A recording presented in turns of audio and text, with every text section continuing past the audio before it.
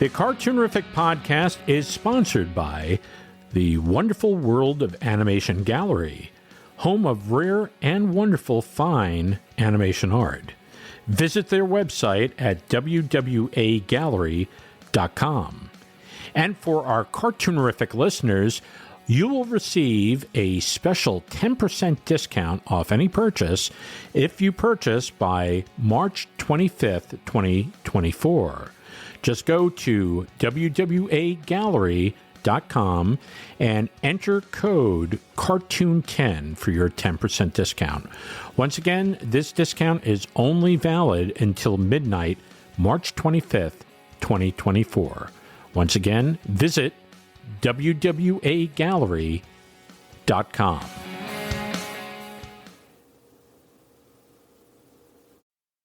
The following is a Cartoonerific Studios presentation.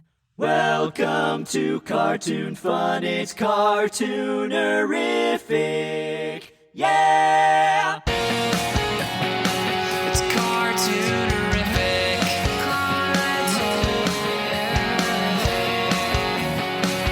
Cartoonerific,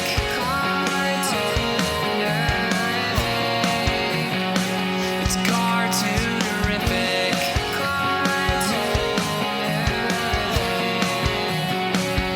with your host Brian Mitchell. Well, howdy, it's Brian Mitchell. Welcome to the Cartoonerific podcast, Classic Animated Cartoons. I am your host. You know, I took a little break here from the podcasting, and it didn't stop me from interviewing. I interviewed a bunch of people, but I just haven't uploaded anything for a little while. But after some comments from people, people have asked me, you know, when's the new episodes? When are they starting up? And I've gotten some very nice comments from people about the podcast. I have figured I better get back on the horn and start uploading some of these episodes. So here we are. This is the first of a whole group. We have a bunch of material in the can already, which is nice. And we have a bunch of people lined up for the next couple of weeks that we're going to be interviewing. And then basically we'll present them as they get edited. So every week we'll have a new episode on Thursday night. I'm sorry I kind of slacked off there, but, you know, sometimes life gets in the way of things. So there you go. Last weekend, Disney premiered a short on The Wonderful World of Disney. And that short was Once Upon a Studio. And that was on ABC. And it was, they basically put the short in front of Encanto as part of their 100-year celebration. And I thought the short was really delightful because it's basically all the characters they've created from the beginning, from Oswald the Rabbit to the newer films. And just about every character is represented in this short. And I'm sure they're missing a few here and there, but, you know, most of the major ones are there, even some obscure ones. So it was very nice to see. It was all brilliantly animated. They brought back a lot of Disney veterans to work on it. It's about 80% hand-drawn. So if you really love hand-drawn animation, you should really take a look at it. It is available on Disney Plus. I think there's some snippets on YouTube they can view.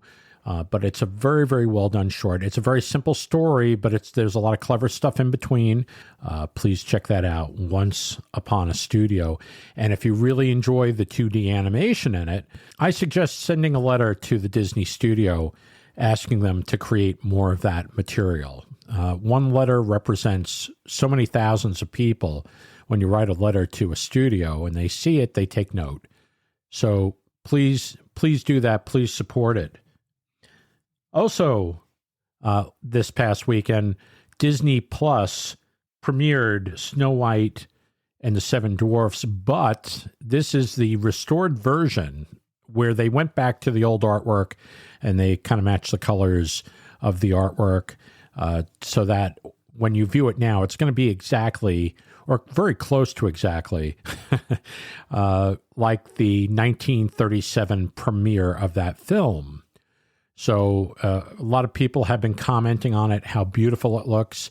I took a little peek at it. It looks amazing.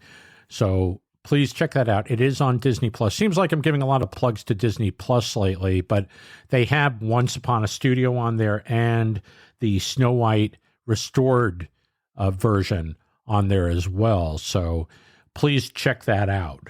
You know, when I was in my teens, I looked up to many, many animation artists who worked on some of my favorite films from Disney and MGM Studios and Warner Brothers and Hanna-Barbera. Used to reach out to them. I actually, my father got me a copy of the Los Angeles phone book. I lived in New York on Long Island. And so I would look up different names like Ward Kimball or Frank Thomas and Ollie Johnston and Tex Avery, Bob Clampett, Chuck Jones. And I would get these numbers and I would actually dial, and being very, very nervous doing this because, you know, I was hoping to talk to somebody that meant a lot to me in my young life. And surprisingly enough, some of those people were here, like Preston Blair lived in Connecticut. Preston Blair was a Disney animator. He ended up becoming an MGM animator. And then he was living in California. He moved to Connecticut, and he did a book called Animation, which I think just about every animator has gotten and poured through when they were in their teens and learned to draw the animation style of the Disney studio and MGM and Warner Brothers. And it was a wonderful book to learn from. Big inspiration, but I used to get people on the phone like Preston Blair, who was very, very helpful. I used to call him all the time when I got stuck because I would be learning the principles of animation, some things I didn't really fully understand. And he kind of walked me through a lot of stuff over the phone. And what's funny is I lived on Long Island, and that's where I live today. But he didn't live too far from me in Connecticut. It was maybe about 60 miles away. And to some people, 60 miles may seem like, oh, you're in the other side of the world. But to other people, that's kind of a breeze. You know, you just hop in your car and you kind of just take the roadway up there and you see this person. And I didn't do that. I don't know why I didn't. And I don't know why I didn't think of that. But anyway, he was accessible by phone, and he helped me that way. There was another animator in Los Angeles named Hal Ambro, who was very, very helpful. He sent me model sheets and layout drawings and stuff that he had, put together a whole package for me and sent it out to me. Very helpful gentleman, Hal Ambro, who, like I said, he worked for Disney for a long time, ended up working for Hanna-Barbera and Chuck Jones after that. Another big helpful person was Virgil Ross, and Virgil was wonderful. He sent me a bunch of drawings that he had worked on that basically, he did them, but they didn't use them, and so, which often happens in animation. You know, you might do 3 drawings and maybe only use 1 of those drawings. So he sent me material, and just really helpful people. And I don't want to leave out Don Bluth, because Don Bluth and Gary Goldman and John Pomeroy, I was going to School of Visual Arts and Art Students League in Manhattan, and I was animating on my own. And John was very, very helpful. John Pomeroy, I would send him drawings, and he would correct the drawings, and he would tell me, you know, you're doing this right, you're not, okay, maybe you're weak here, and this is what you need to do. So he was very helpful. Gary Goldman, the same thing. Don Bluth as well. Very wonderful people that helped me as I was trying to figure out how to get into the animation business. So there's another person and another couple of people that I reached out to. One was Tom Cito, who helped me tremendously. And he actually, and I don't know, you know, it's funny because, you know, you would call these people. And the reason why I called Tom Cito was because he came from School of Visual Arts. And I was asking him for advice, and he gave me advice, and I took it. And the advice was to get more life drawing and to basically go to Art Students League. And I did that, and I improved greatly while learning animation on my own.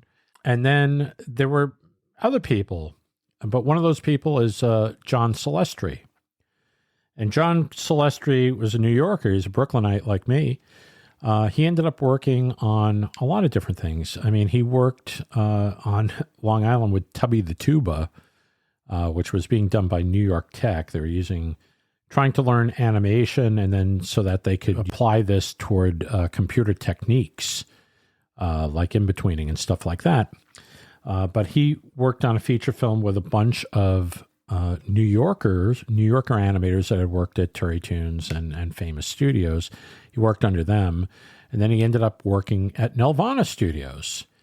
And so by the time I caught up with him, I think he was already living in California, but he was giving me some advice over the phone, and I would talk to him from time to time, and I don't even think he remembers this either. But he was one of those important people that kind of helped me into actually getting into the animation profession. So what's interesting is John is with us today. It happens to be his birthday. He's worked on a lot of different things, like, well, with Nelvana, he worked on the feature film Rock and Rule, which I saw at the UA screening room in New York back in the early 80s. Thanks to Jerry Beck. He also worked at Patty Freeling. He worked for Don Bluth. He worked for Filmation. Worked on the Care Bears movie. But he also worked on the Star Wars Christmas special, which had the character of Boba Fett in it. And he has a book that is coming out in November. He's taking pre-orders on it. But anyway, he is on the show today. And I think you'll enjoy the interview because we go into a lot of different things. So please stay tuned for that. It's John Celestri is coming up next on the Cartoonerific podcast. Don't go away. The Cartoonerific podcast is now available on Spotify, Google, Amazon Music, iHeartRadio, Alexa, TuneIn, Podcast Addict, Player FM, Apple Podcasts, and many, many others. If you like what you hear, please subscribe. A new Cartoonerific podcast is uploaded every Friday. And now it's time for our special Cartoonerific guest. Well, I don't think John knows how important he was to me because he was an insider, kind of giving me advice on different things and what to do. And I don't remember exactly everything he told me, but he told me some really wonderful things. He is a wonderful animator. He's doing things now on his own. He's doing bits and pieces of animation. He has a book, and he has a comic book, and he has all these different things on his site. And I'll get into that at the end of the interview.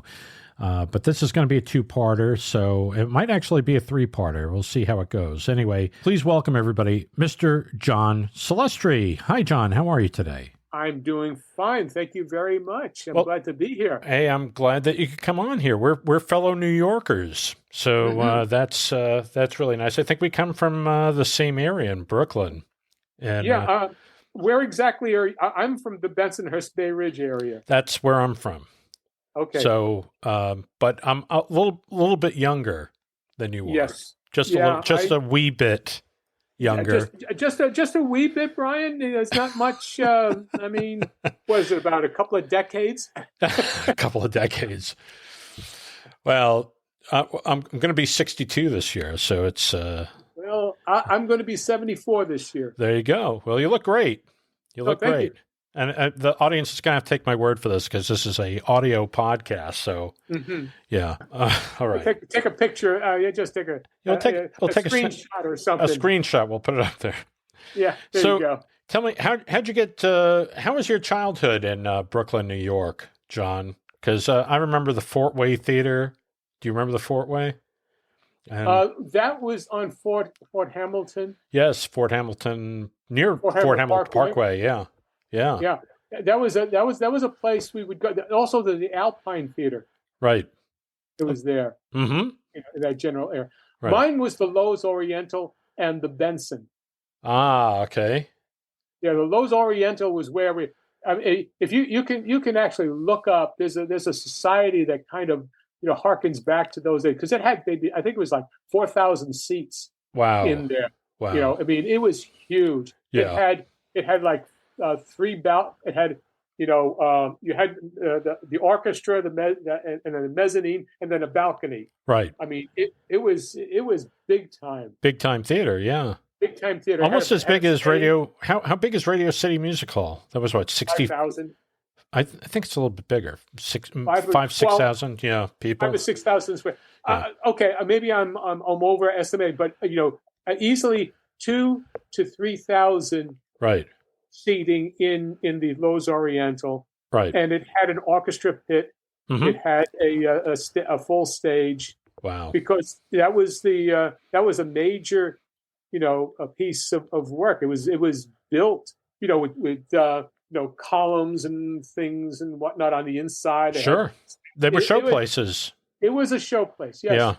Very much so. How when you said you grew up in Brooklyn, do you remember going to theaters at that age? Like seeing I mean, you must have seen first run Tom and Jerry's or Disney cartoons, shorts. Yeah, well, yeah, we would see all of that. We would go to the Lowe's to see them. Mm-hmm. And then my first theatrical experience was going, I think I was maybe 4 years old. Mm-hmm. And so that's 1953. Right. And my dad took me and he tried to explain to me what a movie was. Right. What a movie theater was. This is a big room. And then there's a picture on it. I knew what a picture, and movies were because we were the first families in our neighborhood with a TV set. Oh, wow. He bought it in 1951. Wow. No, 1950. I'm sorry. I was 1 year old in 1950. So he bought it. And I do, because I remember watching it, because we were living in one apartment, that my grandparents were, they were sort of entrepreneurs of their own. I mean, they bought one building. Mm-hmm. My dad's father was a barber, and my grandmother made handbags, and she employed the local women to, it was Bensonhurst was basically all Italian, Sicilian, and everybody could sew. So in the 1920s, they were doing sewing handbags. In fact, I still have some of the beaded handbags that she made. Right. So that's one of the things that my mom had, mm-hmm. and so when she passed on, I'm the only one left of the family, so I have all that stuff. You got all that wonderful, and I'm sure it's holding up. I'm sure it's very well made. Anyway, so so that's it. So anyway, my dad made a deal with my mom, saying, if we get a TV set first, then the next thing will be a washing machine. And so we got the TV set, and so everybody came by to watch the Friday night's fights and things of that sort. And I remember, sitting on my grandfather's lap. Wow. Watching TV, watching Claude Kirshner, some circus thing. Anyways, and I was no more than 1 year old because he passed when I was about one. Wow. So, wow. And we were in that neighborhood. I knew where we were. So I have a 1 year old memory, I have that too. I have very young memories going back. Memories of that. Yeah. So anyway, must be something in the air or in the water that we retain that. It's the same. It's the same water that makes the best pizza. That's right. The best bread. Yes. The best bread. Yes. And I know people in the audience are saying, "What are they talking about? The best bread, the best pizza?" But no, there's something about New York water that is superior. Yeah, and it's not just, and it's not my opinion. I've been all around the country from the reservoirs. The way it was worked out. I don't know what it's like now, mm-hmm. but I do remember back then it was the best tasting water. Yes, you didn't have the same kind of chlorination, processes. It was the reservoirs that they had going upstate. Piping it down. That's exactly what happened. They had the water piped down from going there's some documentaries on that the actual waterways that came down into New York City. Yeah, because we were all saltwater river. The Hudson River and the East River is salt water. It doesn't until you get to a certain point the salt water is there. Right. So you can't drink that. Forget about swimming in it. You were mentioning Claude Kirshner. He was a New York City host, wasn't he? Like he had the circus. He had a circus thing with Clowny, the clown. He had a hand puppet that he would do. And they showed Terrytoons, didn't they? Terrytoons. I think he was on WOR. I think he was on Channel 9. Yes. I have this memory for this stuff. No, that's all right. That's all right. It's the same way where what was his name? Joe Franklin's Memory Lane would be on that channel after the $1 Million Movie. So the whole thing was Claude Kirshner would do his show, right. And then he says, it's time for most of you boys and girls to go to bed. And I said, no, I'm watching the $1 Million Movie. The $1 Million Movie, which was probably something just out of the silent era, probably at that time. Well, basically, the $1 Million Movie ran the same movie all week long, twice a day at 7:30, until. And then they would have a 10 o'clock showing. Right. So it started at 7:30, would go for about an hour and a half. They'd break for some other show and then run it, again for another hour and a half. And then after, then at 11:30 or whatever, Joe Franklin's Memory Lane would come on. I knew Joe Franklin. Okay. So where what he was all about. Yes. And, showing all the memorabilia, all of the show business stuff that he collected. Yep. With that. That's right. So, for all those in the audience, if you remember Saturday Night Live, they did a sketch on there called The Joe Franklin Show. And it was Billy Crystal doing his imitation of Joe Franklin, which is hysterical because it's absolutely right on the money. And people around the country were watching this and probably like, who the hell is this guy? I'm sure they've got Google, they've got clips of him. Just crank up the Google machine and just go in and just, Joe Franklin's Memory Lane. Yeah. Just put Joe Franklin down. You'll find stuff. He interviewed me on his show back in the 80s, early 80s. Okay. And I still have the tape. I don't even know if the tape works, but, no, it was funny because I was the young animator wannabe back in 1981. I think that's when I was on 1980, 1981, somewhere around there. But anyway, how did your parents like cartoons? Well, because now we're going to get into the nitty gritty here. We're going to find out how you got this interest in cartoons and animation and. I know exactly when that first spark happened to me. Mm-hmm. My dad was a draftsman for architectural plans. He was one of those guys back in the 40s, and 50s and 60s. Mm-hmm. You would any plans that were done, ships. That's where he spent most of his time was on with ships and things of that sort. Right. They were all those blueprints. They were all hand traced. Oh, okay. Because you couldn't. I mean, like you didn't redraw everything. I mean, you could. There were no Xeroxes. Right.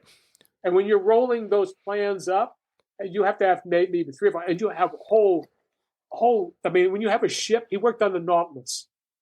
So when you are doing all of that stuff. You remember, this is the Brooklyn Navy Yard. Yes. People don't remember or know about all that stuff. Anyway, so he was a draftsman. But he got his hand and eye coordination from his father, who was a barber. Right. And my grandfather came from Sicily back about 1884 or something, 1890.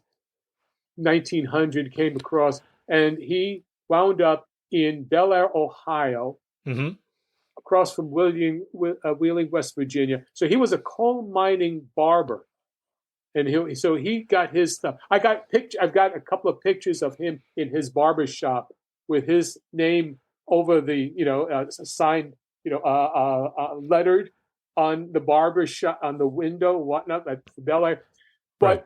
In Kentucky and around, that's West Virginia. Mm-hmm. Remember, they couldn't the is not pronounced Celestri, it's Celestri.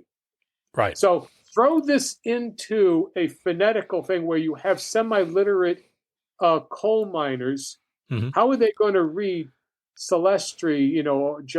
He would say Celestri, and so they're looking for Celestri. Mm-hmm. So he spelled it Jalastri, Celestri. Right. Wow. So that way there was no problem. So anyway, so he had an eye coordination. My dad got it from him. Right. I got it from him. Right. And the first time that I saw drawing was one of the relatives from Bel Air came to visit, and he drew. And he drew me Mickey Mouse. And I was maybe about 3.5, 4 years old. Right. And I was fascinated from that point on. Right. That's when I got it.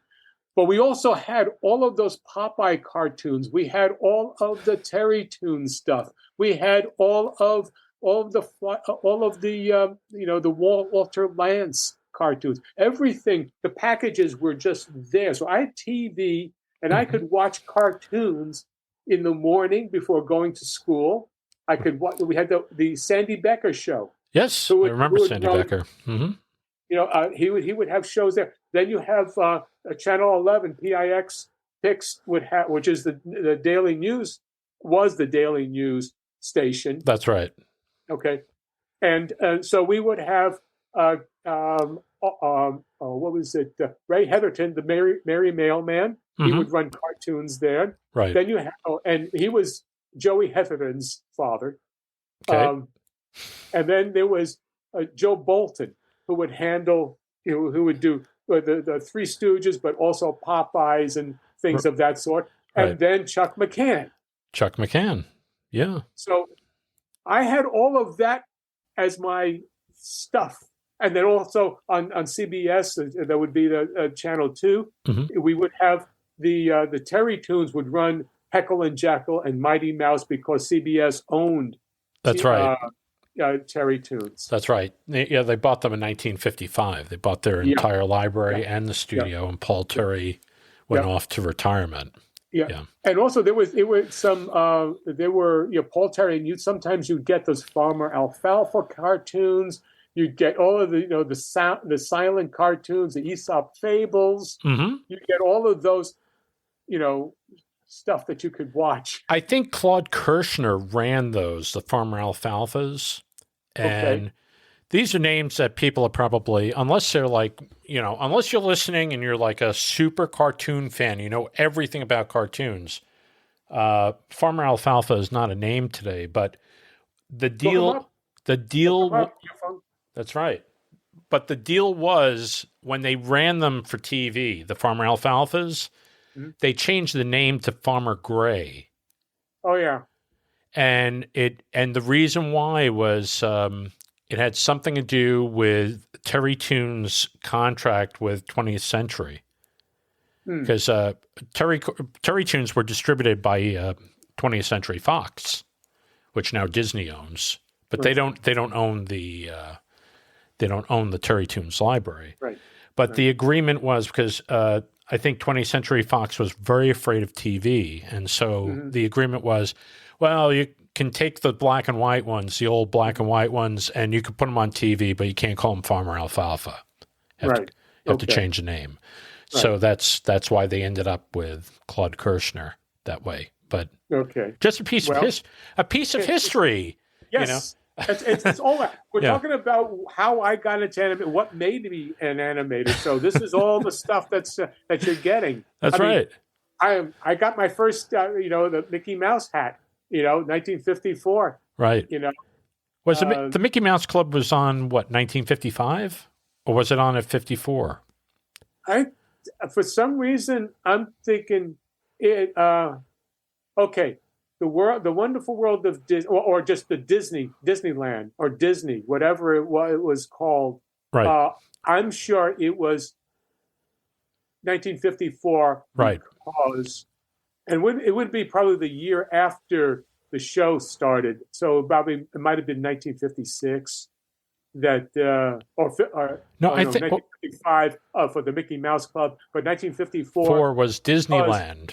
was Disneyland The show, because yes. the show itself. Because I remember I was always drawing Davy Crockett in kindergarten, There you go. and the teachers were saying, "Why are you drawing Davy Crockett again?" And I said, this time I said, "No, this is his pal Georgie Jessel. You know, he doesn't have a coonskin cap. He's got a regular cowboy hat." And Right. that's Buddy Epson. Right. You were saying before about cartoons being run morning, noon, and night. Yeah. And I think the reason for that too was the studios were not releasing a lot of the films to TV. But the cartoons they were. Yeah, the package deals they had. Yes. Yeah. So a lot of the stuff that they had were cartoons or travel logs and music stuff. Well, and also it depends on who owned what. RKO owned WOR. That's right. So we ran all of I mean, I've seen Yankee Doodle Dandy. I have seen right. I remember watching all those verbatim. I mean, when you can watch the same movie over and over and over again, 7 days. Right. I mean, and also you got to see all of that, all of that great material. Right. And it's just brand new and it's free. Wasn't all the Astaire Rogers musicals, yes. they were RKO, yes. right? Because I remember Channel 9, which was WOR, running these things into the... It was always Top Hat was on. I just remember this as a kid. Yep. Yeah. It's interesting. All of the Jimmy Cagney movies, for some reason they got, that's where you would get all of those things. But then again, I guess then the licensing of those old films, that's, no one expected to rerun those things on, because they didn't, people, once a film was done, right, it was done. And so just to stay alive, they would take the old vaults material and sell them in a package deal, I guess, for a couple of years to the various independent stations. Right. To make some extra cash, Yes, because they weren't going to re-release them because people wanted to see color. They didn't want to go to the theaters for black and white. Right. And I mean, they were still releasing movies in black and white in the early 60s, but what was the draw was the actors and also the subject matter. Yeah. So the black and whites always, as a kid, when I was looking at that, my feeling was, boy, if it's black and white with rock and roll or jazz, you knew it was kind of adult. Right. It felt a little dirtier and something I shouldn't be seeing. Yeah, that's funny. Anyway, just to get back. Yes. The first movie I saw was Pinocchio. Okay. And I remember that because I saw this guy yelling and screaming, a big handlebar mustache and whatnot. And he's throwing around and whatnot. And, right. That was Stromboli. Yeah. That was Bill Teitler's Stromboli. That's another New Yorker. So you start, that's the first film I ever saw in a theater as a kid, and I was about 4 years old. Were you wowed by it? Pinocchio wowed me as a kid, and I saw it in the 60s. But I'm 4 years old. Everything is wowing me for the first time. Right. That happened, and I was just like, oh wow, oh geez. And I do remember being scared of the donkey transformation scene. I think is still the scariest scene in animation and one of the best acted that I've ever seen where the realization that comes over Pinocchio of what's happening. Right. And the transformation scene of Lampwick into the donkey is tremendous. Yes. No, it's amazing. It's an amazing scene or sequence, I should say. Sequence, yeah. Yeah. Were you cowering? Were you? No, because I knew it was up there. It was a picture. Right. Well, some kids would be cowering in their seat. Yeah. Well, it was just scary. I mean, I've never hidden my face. I never went like that. Right. It wasn't like, bringing my brother to see 13 ghosts. And then my brother he got so scared, he ran out of the theater, and I had to chase him all the way home. He was so scared. Wow. It's crazy. Yeah. What was there any film after that then that you were like, oh wow? Like, I mean, I know you're wowed, but like really wowed, super wowed, where this was something that it's Snow White and the Seven Dwarfs. Right. Because they were re-releasing those things now in the 7-year cycles. They had enough films. Disney would, every 7 years, recycle the re-release because it had a brand new audience every 7 years. Absolutely. And nobody knew when these things were made anyway. They weren't tracking them, especially kids. Listen, it was only about maybe what? So 1938 to 1953, 54. Right. It's only 16 years. I mean, go back where, you could go 16 years right now. Yeah. Real easy. That's right. So that was the equivalent. And again, technology wasn't going that far and changing that much. Right. Dramatically. It wasn't like we were going, zoop up. I mean, we were still going like that. Yeah, we were just gradually progressing. Yeah. Yes. Once we hit the space age, once we hit 1960, then we started zooming. As soon as we started going into the space race, right, that's when everything went. Yeah, that's when technology started really escalating. Yeah. So, so you saw Snow White. Was that the film that did it for you? That you finally decided this is what I want to do? I really wanted to be a comic book artist, a comic strip artist. Right. I honestly, I did not do my first animated scene to do stuff until maybe I was about 23. Wow. Okay. So in the mid 70s. Yeah. Yeah. Right. It was when I revisited. I was watching the 50th. I went to Alice Tully Hall for the Lincoln Center for the 50th year retrospective for Disney. That's right. And I went there and I wanted to see Peter Pan, right, because it was a favorite of mine. Mm-hmm. And it was sitting in there. I could give you the exact time because I've got it locked up. I've still got the program and whatnot, so I know where it was. I could see it was that date, what time, and then is the scene where they're flying over London. That's when I decided that's what I wanted to do. Yeah, it's exhilarating. It's exhilarating, that scene. Yeah, it's a long. It is scene. Amazing. I mean, it still takes your breath away for how well it was done. Right. There are no zeros and ones creating any of that stuff. No. It is all drawing and perspective and science and and just understanding the laws of motion and art. That's right. To get across that. Exactly. Do you know who animated that scene? I can tell you, but well, listen. Okay, I do know. I think it might have been. Well, I know it might have been one of the 9 old men because it was they were handling it. But it might have been Carl or Frank Thomas or Ollie Johnson. Believe it or not, Eric Larson. Never mind. Tell me. I only got another 4 more to go. Eric Larson was the one that animated. Okay. Yeah. And yeah, but it's amazing. I'm sure Milt was in there, probably like keying some of the characters, to get them on model.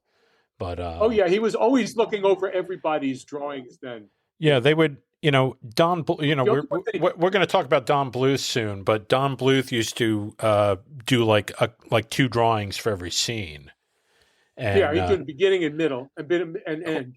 Beginning and end, yeah.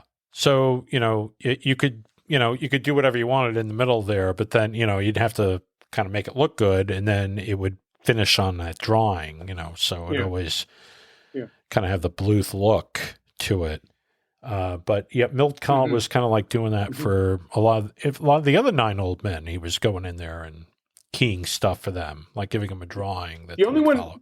My understanding is the only person that he respected who drew as well as he was Mark Davis. That's right.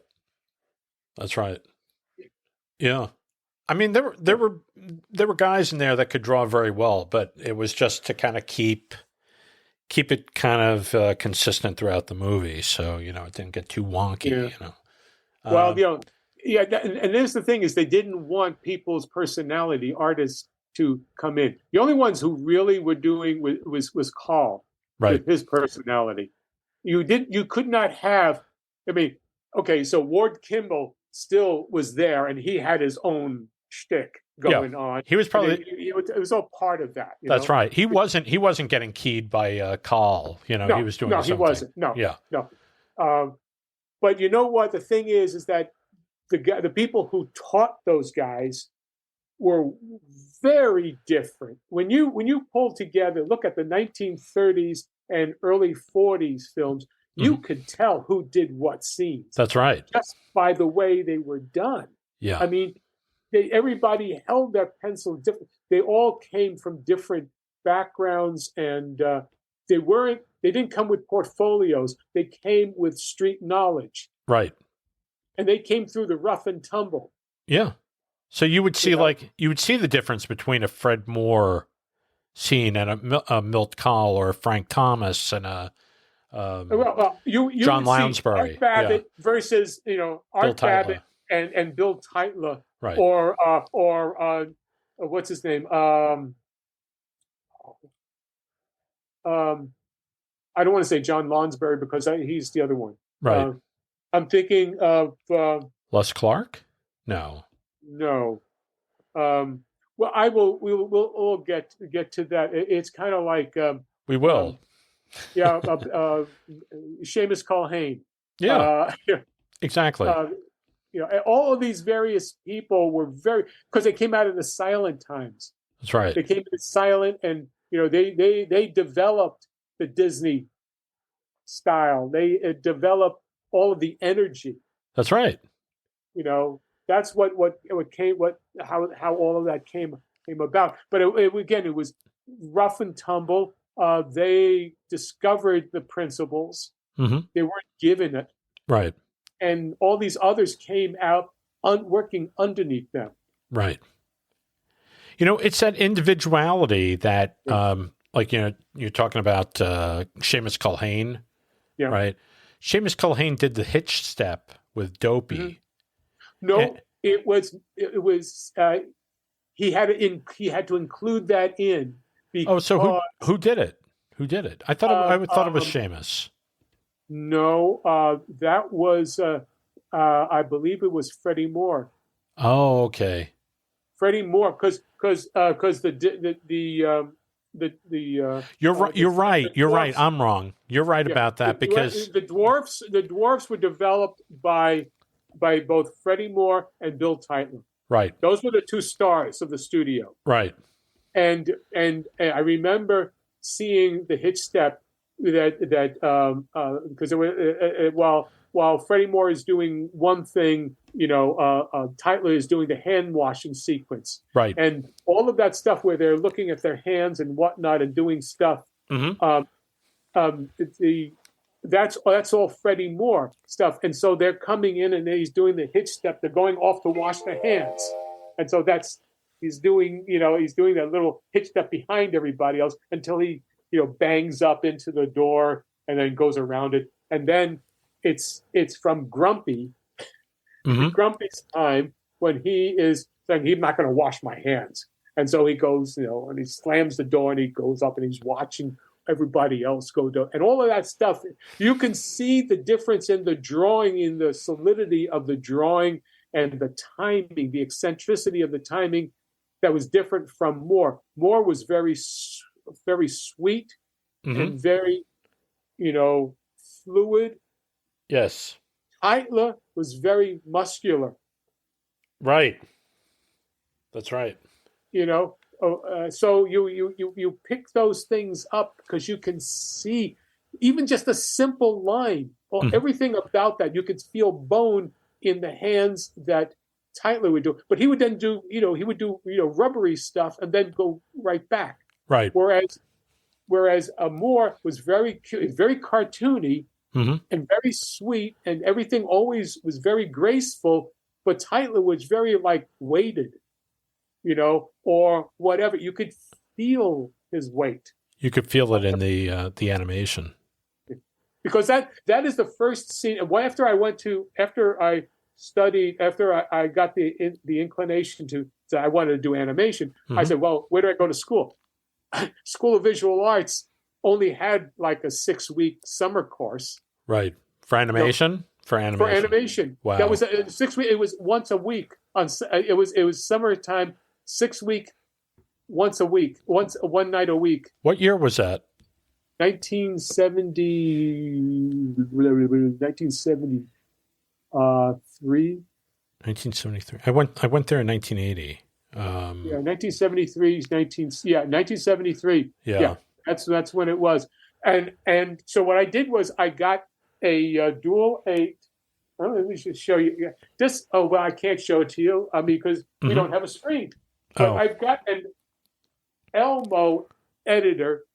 It's a 912, a dual 8, which is sound and Super 8. Super 8 and 8, and then that way I got those old reel-to-reels so that they would do 10-minute segments of the film. That's right. From features and whatnot, and then I would just run it one frame after in a frame by frame because it was 24 frames per second. Yep. It wasn't an 8mm truncated version, or right. It wasn't a VCR where it's a 30-second, 30 frames per second, so they have to add frames. That's right. Between to get that. So this was a true 24 frames per second thing. So I watched how the hit step would do, right. and how the run was, and and those were I studied.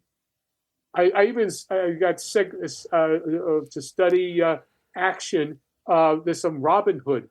I mean, I'm talking about Errol Flynn's Robin Hood. Right. And so I would be watching that. I could see how things would be working and flashing, and live action would be photographed for that. Right. But I would be studying that, of frame by frame, reel by reel, and I started to learn about the different timings. You get Pinocchio, you get Alice in Wonderland, you get all of those various things, right. and then be able to study that way. Wow, that was my learning. Well, that's how I did it. Because I had I collected 16mm film in the 70s, and I was like 12. I was collecting 16mm film, but I also had the 8mm, what you were talking about, like the little digest versions of these movies or parts of them, whatever. Yeah. And Disney was putting out all that stuff, the Dwarf's Dilemma. I remember that was one of the things that they called from Snow White, and Cinderella Gets Her Dress, that. So they had all these things, and it was just a little moviola. It was a reel-to-reel thing. You put it through like a light box, and you could see it moving in this little thing. And you'd run it back and forth and kind of be able to slow it down, speed it up, and kind of get an idea. And that's how people developed. That's how people developed as animators back in that time. Back in those days, Disney allowed or had, they would have the assistants, in your team run negatives. You could run that. They develop it and run it, and they didn't wait 2 weeks, to get for it to go through some central service to have it developed. Didn't they had something at the studio, didn't they, to develop it and then just have the negative? Yeah. And they just dump it. It was all they did. All they needed to do was just do the development, of the negatives. Right. I never saw professionally, Mm-hmm. The first time I saw stuff was maybe every 2 weeks at Nelvana, Right. for my animation, Wow. and that was, and those were negatives. Yeah. We would work on, they would have the little old, the moviola, and you'd be, looking at what was going on and, Right. go through and get direction. But, a lot of times if it flipped, and this is what I learned from Johnny Gent, who was the Popeye guy, he was the best, Right. at Tubby the Tuba, New York Tech. Mm-hmm. I learned the basics of animation really working. I mean, I learned the technical things about storyboards and exposure sheets, learning those things at Tech under Gil Moret. He was my instructor. Okay, that's who he ran. He did. Yep. He ran that. So I learned from him, and he's the one who got me my first job in the business with Seamus Culhane as a runner. Wow. And that ran me ragged for 2 weeks. Wow. I couldn't take it. I mean, he was a madman. Yeah. Seamus Culhane was a madman. Oh, kindly old Seamus. He was about 63 years old at the time, and I don't think he was right. But that was his, and so. But I learned a lot from that. And the biggest thing I learned was keeping a sharpened point on your pencil. Mm-hmm. That was the difference between the first drawing I did for him, where he said, "This is shit. This is crap." I said, John, that's crap. Do it again. Oh, I did that, and all I was doing was I was cleaning up a. He was doing a show. Out of his apartment. He had a West End Drive apartment, right? That he lived on the bottom floor, and he was running. He was doing his half-hour shows out of that. He did some feature, some TV shows, and the first one was called Noah's Animals, and he had a lot of the Terrytoons and Fleischer, New Yorkers working on that. What was Myron Walden? That's right. George Bakes. Right. Willis Pyle.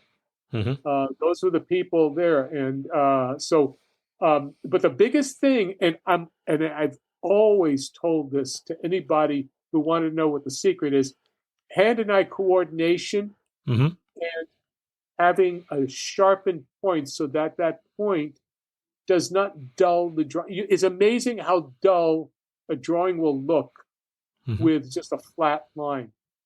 Yeah. If you are etching it, you are you're encapsulating the shape. The shape is the thing. Right. If you have too much of a line, the line is the thing. Right. And so I was able to the only major difference between the two drawings, the first drawing I did for Seamus and the second drawing, was that keeping a sharpened point continually, and the eyes sparkled.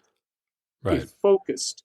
And as soon as your eyes focus on the reader, on the viewer, it's alive. Right. And people don't. I mean, you can do all kinds of machinations, but if you can see if someone's looking at you, then you're saying, "Oh wow, okay, you're alive." Yeah, I've seen a lot of people draw dead eyes over the years. Yeah, and I could never understand how they couldn't get that down. Yeah. So let's go back. You're talking about Seamus Culhane. That was your first job. Yeah. When was that? That was what, 1974? 73? 1973. Right. And we were talking about Gil Moret. And Gil was basically a designer for animation, wasn't he? Yeah, he did layouts, design. He was at Terrytoons. Yeah. But then he did end up at Famous Studios. He did end up at Paramount. Well, yeah, they rotated back and forth. I mean, Right. Like Johnny Gent started off at Terrytoons. He was a Mighty Mouse guy. Right. He worked on the first Mighty Mouses. Wow. And then with Marty Taris, and Right. then they went over to Paramount Right. when the Fleischers were kicked out. Right. And so they went over to Paramount Films, which was also famous studios, Famous animation studios. and so they were working on Little Lulu's and Popeyes. And Herman and Catnips and Probably that came a little later because during the war they were all Popeye. There was so much going on there. Right. with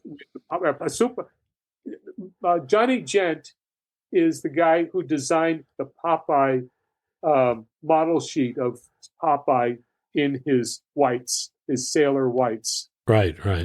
When he joined the Navy, it was like 1943, that's when he's. Yeah. So he never wore his merchant marine outfit. Right. That's Fleischer. Right. And Famous is Popeyes in the Navy. Right. Wow. And so I learned from, and that's why I met through after. Sorry. No, but Gil Moret, yes, he worked on all those.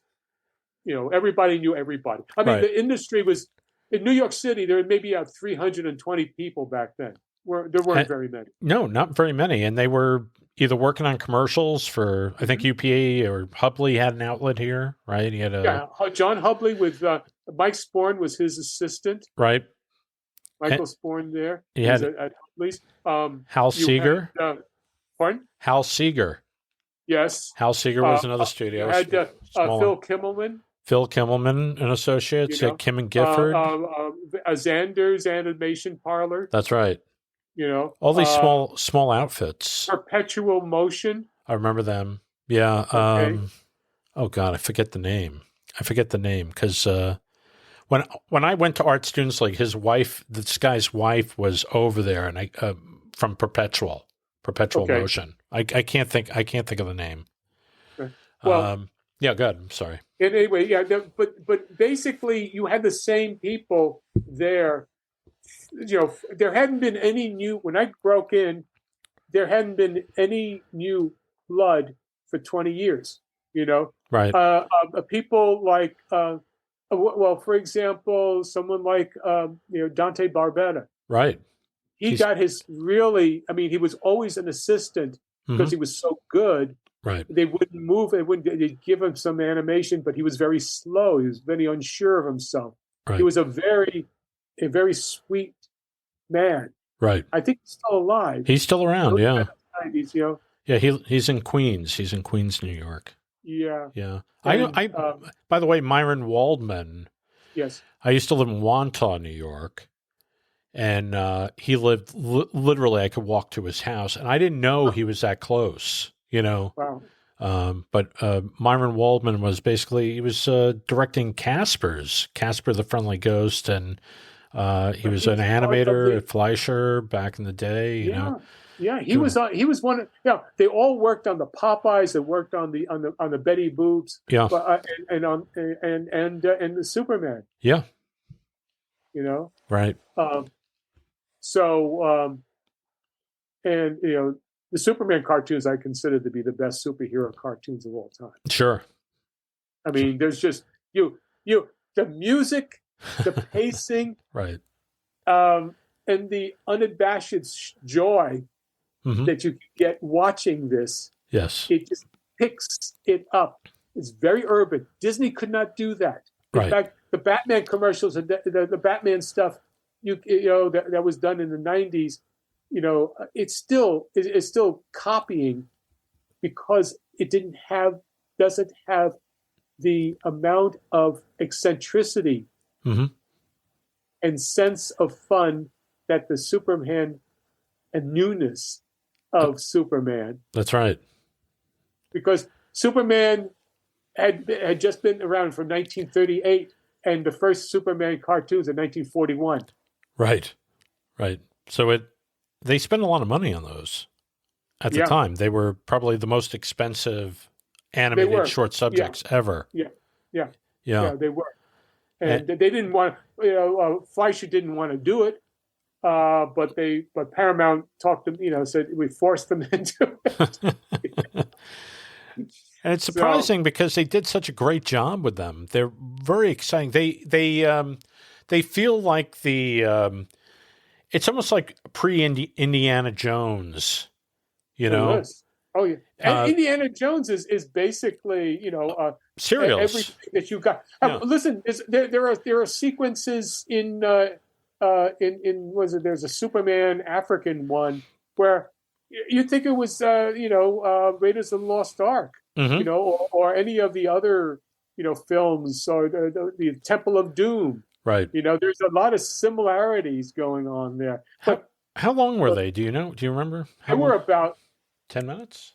6 minutes. Oh, really? Because they're jam-packed. They are jam-packed with so much stuff going on. Yeah, they're the beats. I mean, it wasn't like it wasn't like the featurettes of for the Popeye thing. Like Popeye meets the Sinbad the Sailor, or the Alibaba and the 40 Thieves, and they were true featurettes. Those those are true featurettes. Yeah. No, these were about. I think they're about 6 to 7 minutes long. Yeah, but that's about it. It reads like a Superman comic, a story. It's got your beginning, middle, and end. Right, but it has beats to it where it's really it picks up. It gets very exciting. Yes. The pacing is tremendous. Yeah. Yeah. And that's something that you can only do if you have a workbook. Mm-hmm. If you maintain a workbook where the director has timed out everything in the music room with the music director. Right.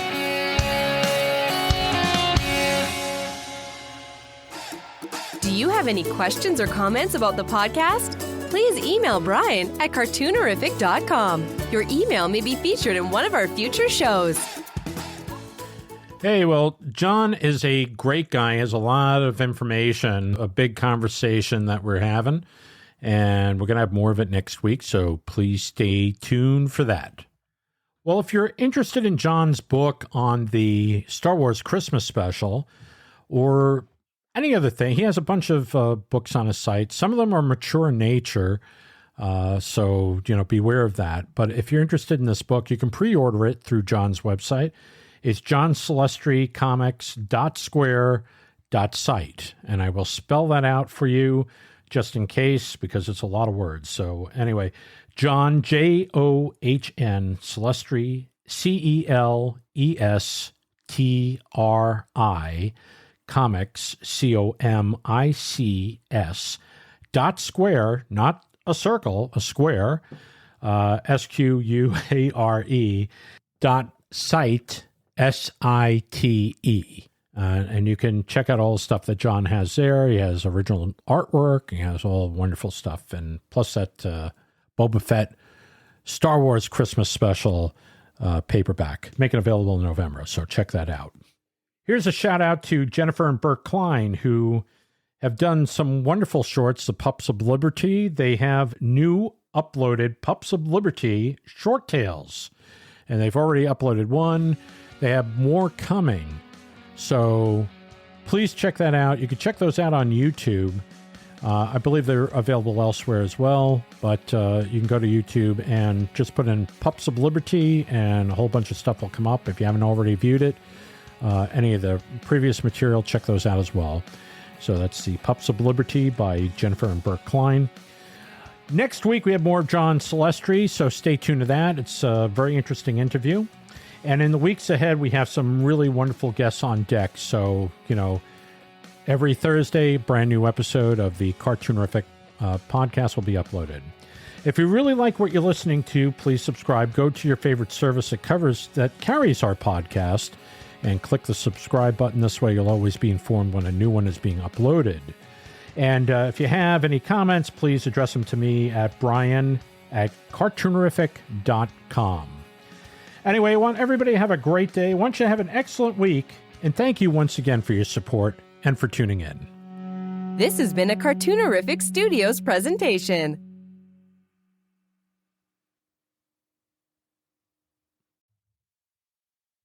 The Cartoonerific podcast is copyright 2024 by Cartoonerific Studios Incorporated. All rights reserved.